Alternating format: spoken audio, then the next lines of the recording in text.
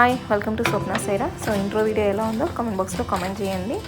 And నా ఛానల్ని first time కనుక వాచ్ చేస్తున్నట్లయితే సబ్స్క్రైబ్ చేసుకోండి. వీడియో చివరి వరకు చూడండి, నాకు లైక్ చేయండి, మీ ఫ్రెండ్స్ కూడా ఫార్వర్డ్ చేయండి.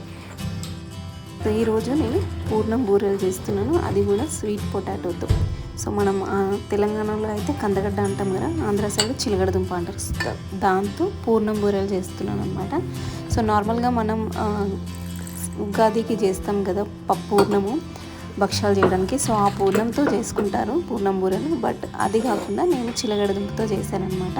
టేస్ట్ అయితే చాలా బాగుంది. మీరు కూడా ఈ ఉగాదికి కానీ ఎప్పుడన్నా కందగడ్డ కనిపిస్తే తీసుకొని ట్రై చేయండి. సో దానికోసం మనం ముందుగా కందగడ్డని ఉడకబెట్టుకొని మ్యాష్ చేసి పక్కన పెట్టుకోవాలి. మన స్వీట్నెస్కి తగ్గట్టు కొంచెం బెల్లం తీసుకొని కొన్ని లైట్గా వాటర్ పోసి దాన్ని కరిగిన తర్వాత మనం ముందు పూర్ణం చేసుకున్నాం కదా, కందగడ్డని మ్యాష్ చేసి పెట్టుకున్నాం కదా, సో దాన్ని ఆ బెల్లంలో వేసి బాగా మిక్స్ అయ్యేంత వరకు కలపాలి. అదంతా గట్టిపడిన తర్వాత తీసి పక్కన పెట్టుకొని చల్లారిన తర్వాత మామూలుగా పూర్ణాలకి రౌండ్ బాల్స్ చేస్తాం కదా, సో అట్లా చేసి పక్కన పెట్టుకొని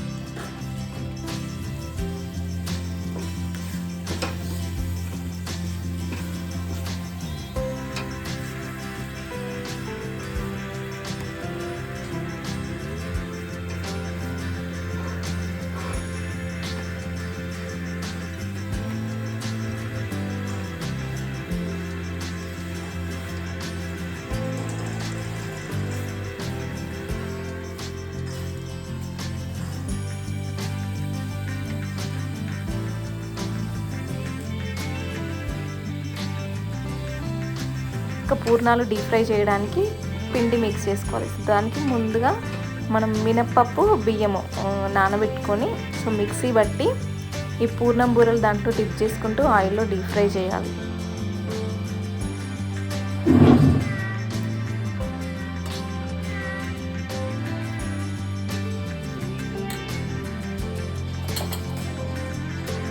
మనకి మెయిన్గా కందగడ్డలో ఫైబర్ ఎక్కువ ఉంటుంది, సో డైజెషన్కి చాలా బెటర్ అనమాట. అండ్ కందగడ్డ షుగర్ లెవెల్స్ని కూడా కంట్రోల్లో ఉంచుతుంది. అండ్ దాంట్లో విటమిన్ ఏ ఉంటుంది కాబట్టి ఐసైట్కి కూడా చాలా బాగుంటుంది, పిల్లలకు కూడా ఈజీగా పెట్టవచ్చు.